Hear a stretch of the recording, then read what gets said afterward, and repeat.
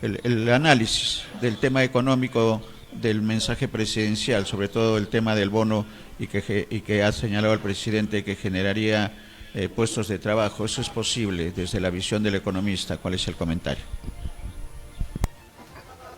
Bueno, hay varios temas que ha abordado el presidente en los 6 minutos de discurso que creo que duró la presentación.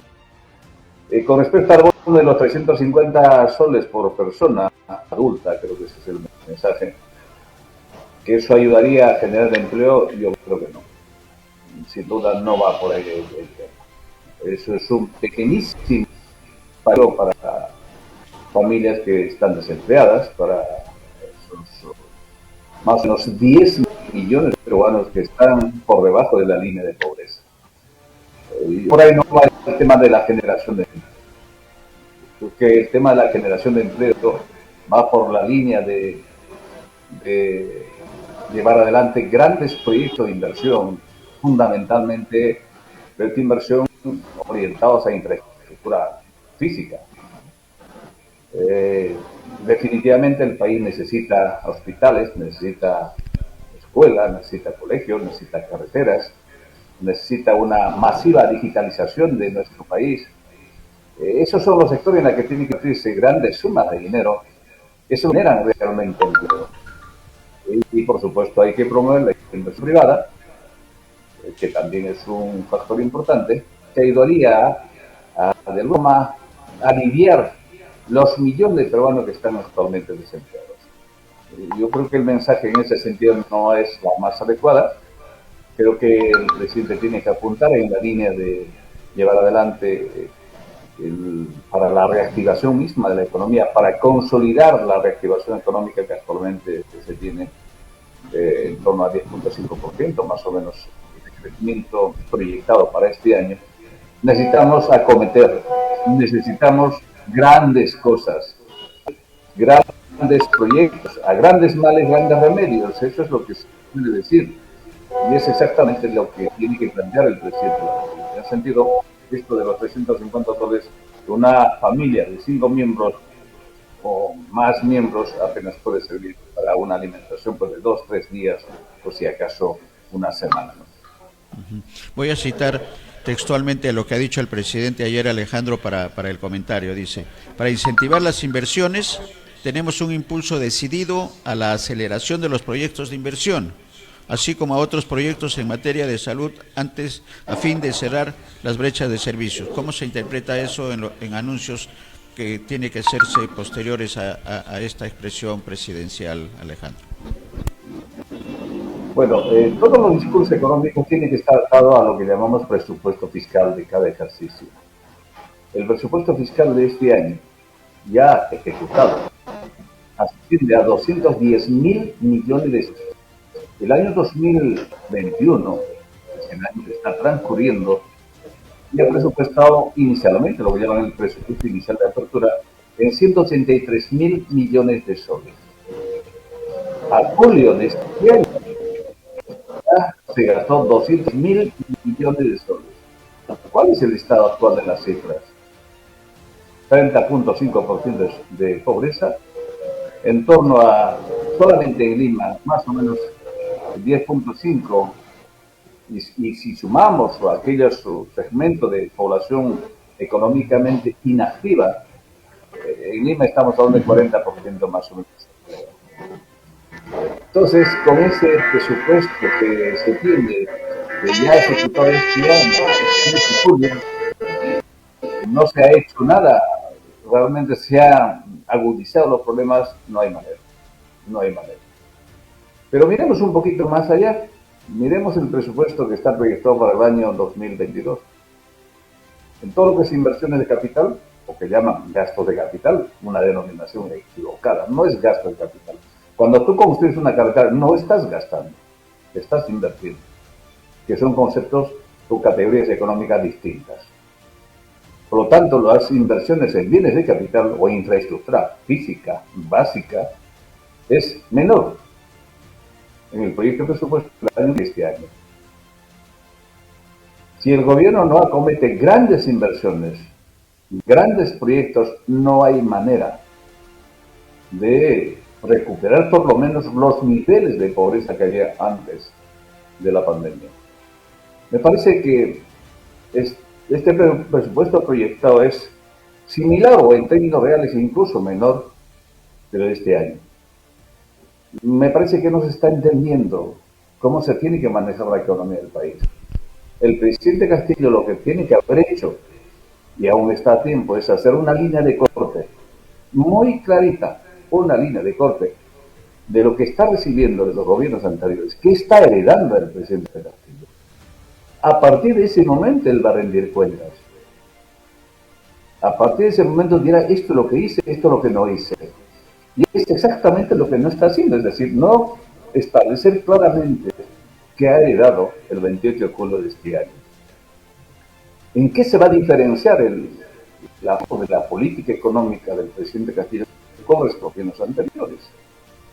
¿Dónde va más? ¿Dónde vamos a meterle más diente para que el país deje de ser lo que hasta este momento?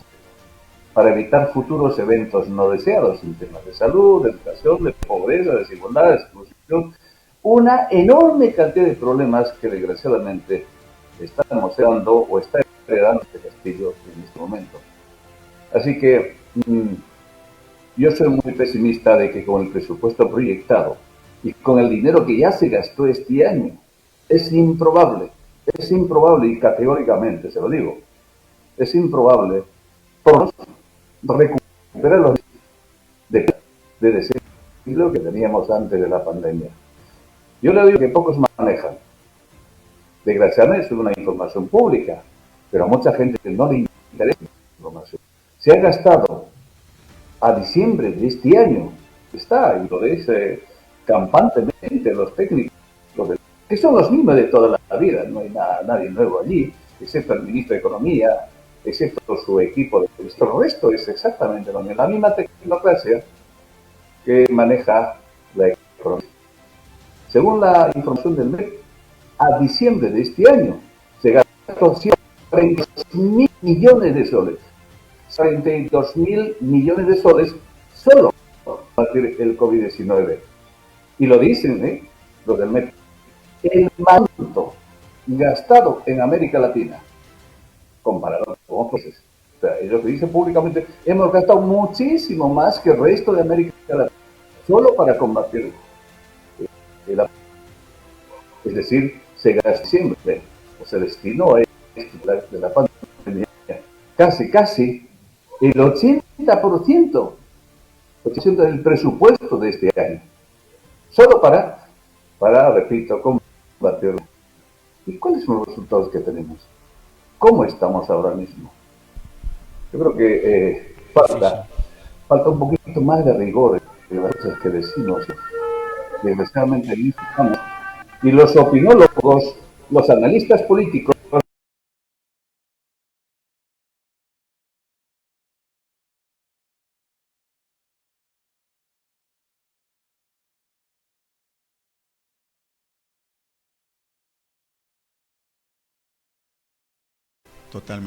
Totalmente de acuerdo.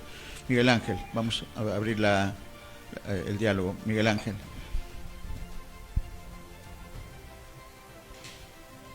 Señalando nuestro amigo, además coincidimos.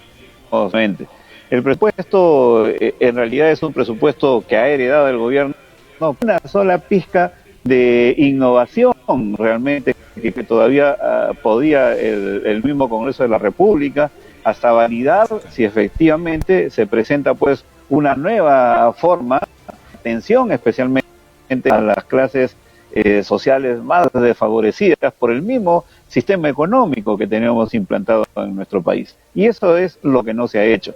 Y lo más grave en todo caso es la acción misma del presupuesto, entre 60 y 70% efectivamente está para gasto corriente, para remunerar, y nada sobre lo que significa reforma del Estado, entendida no como la liquidación, la eliminación de trabajo, sino con un alto nivel de eficiencia y una desconcentración administrativa. Por ejemplo, ¿qué cosa creó el gobierno de PPK? una oficina de cumplimiento, ¿no? Una oficina donde están aproximadamente entre 25 y 30 profesionales. Excelentes remuneraciones que ya quisieran a los viceministros o asesores del mismo Estado, o por ejemplo, gerentes de empresas privadas, arriba de los 25.000 soles. ¿Y cuál es su tarea? ¿Qué cosas han podido verificar respecto al por ejemplo, del presupuesto? Si no han resuelto, por ejemplo, los principales problemas que se han generado para hacer las inversiones públicas. Y aquí tenemos casos de corrupción terribles, ya lo hemos visto, por ejemplo, obras de reconstrucción del norte, y la Contraloría General de la República también ha hecho las precisiones correspondientes. Efectivamente, en el discurso de Pedro Frank, el propio discurso del presidente de la República. Es decir, estamos en más de lo mismo, pero además con todos los que hemos venido señalando en el programa hoy día, Néstor, y en jornadas anteriores.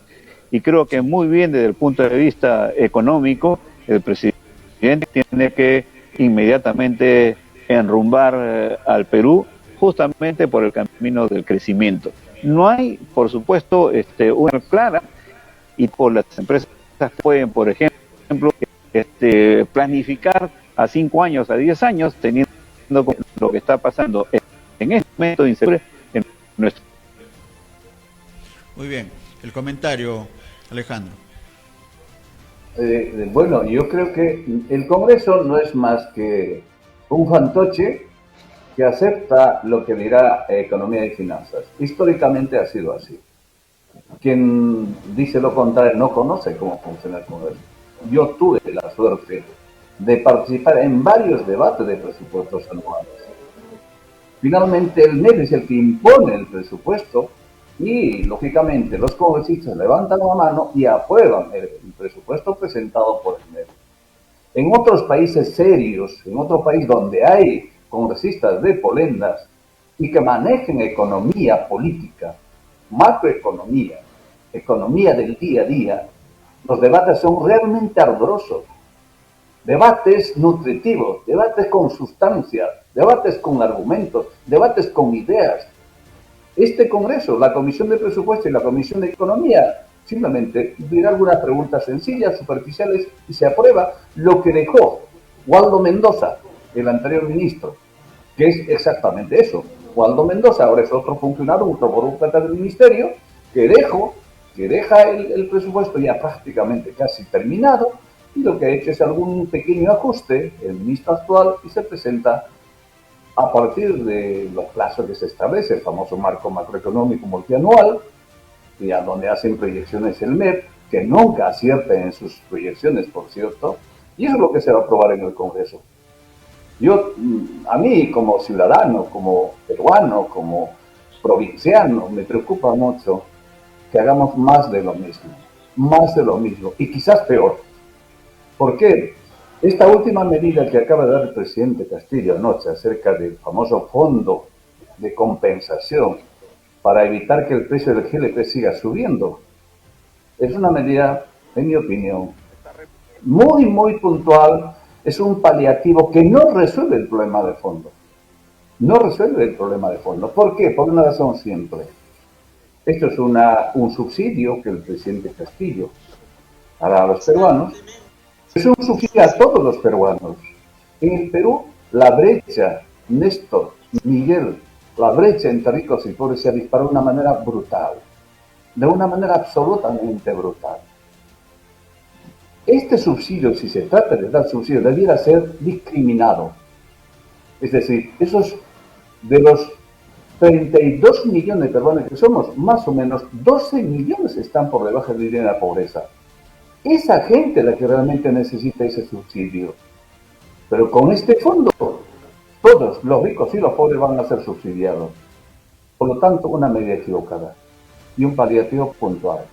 Y no se va al problema de fondo, porque el problema no es siquiera por qué sube el GLP más que el gas natural, o por qué sube tan brutalmente en las últimas semanas en nuestro país. No se va al fondo del tema. El fondo del tema.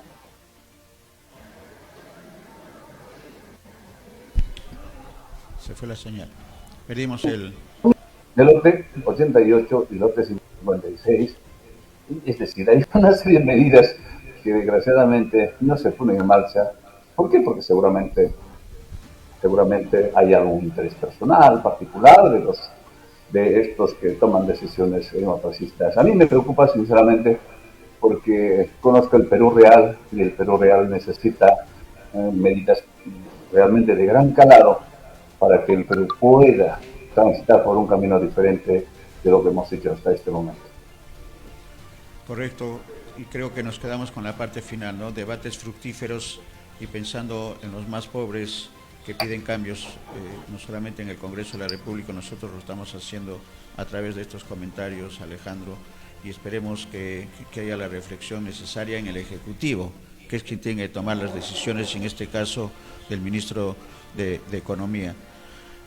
Esperemos, vamos a esperar qué es lo que se viene en los próximos días para comentar en profundidad lo que ya estamos señalando, ¿no? Debates que sean favorables y que reflejen lo que han pedido la población en las elecciones y que de alguna manera lo ha tratado el presidente en este mensaje, pero que todavía falta mucho, y esos anuncios de las grandes inversiones también seguramente van a tener precisiones tanto del ministro de Economía como del mismo presidente de la República. Breve, 2 minutos para Miguel Ángel y Alejandro para el cierre de esta etapa de análisis de lo que es el mensaje a la nación desde el punto de vista económico de Pedro Castillo.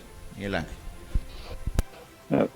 30 segundos. Lo primero, la reestructura del presupuesto general de la República para el año 2022 y que creo que el Congreso de la República podría efectivamente aprobar.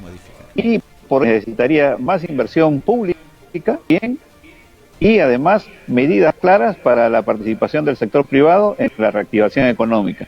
Y eso significa saber por qué es lo que ha pasado con el Reactiva Perú de 60.000 millones de soles que fue a parar básicamente a gran empresa. ¿Y para el resto qué?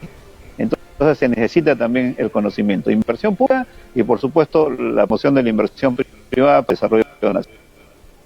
Muy bien, excelente. 45 segundos, Miguel Ángel. Alejandro. Suficiente. Bueno, pues,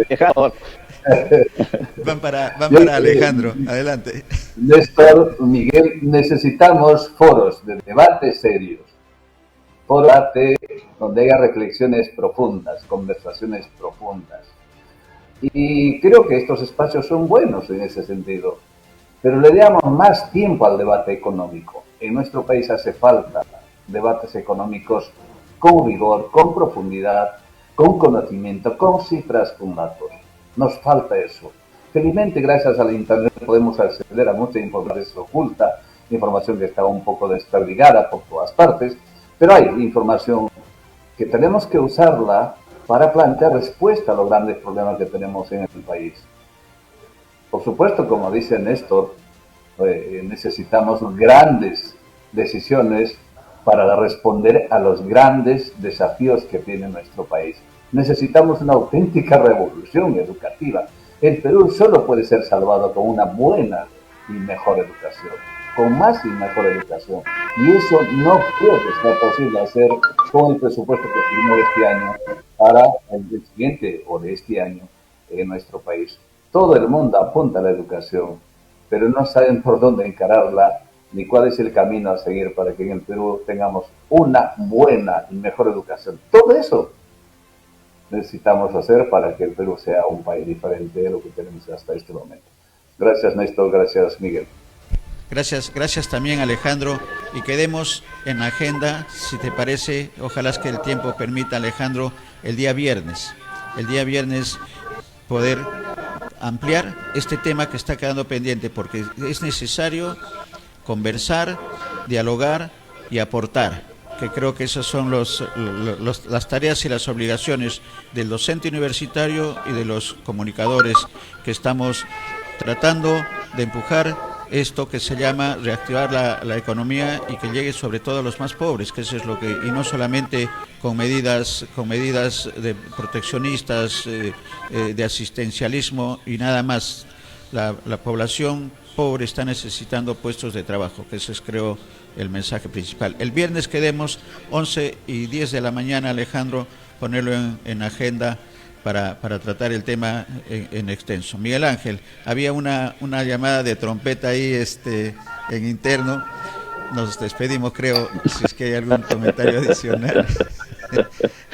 Miguel Ángel está en la Escuela de Bellas Artes, pero también en la Escuela de Música, así que está muy bien, está muy bien. Nos despedimos. Un abrazo, Alejandro, un abrazo, Miguel Ángel. Y vamos a ver si en abriendo, Miguel Ángel, si en abriendo puertas podemos hacer algún comentario con respecto a la Escuela de Bellas Artes y esta cruzada que estamos iniciando para la conservación, primero de lo que significa el edificio, el monumento histórico que es el local de la Escuela de Bellas Artes. Alejandro, un abrazo.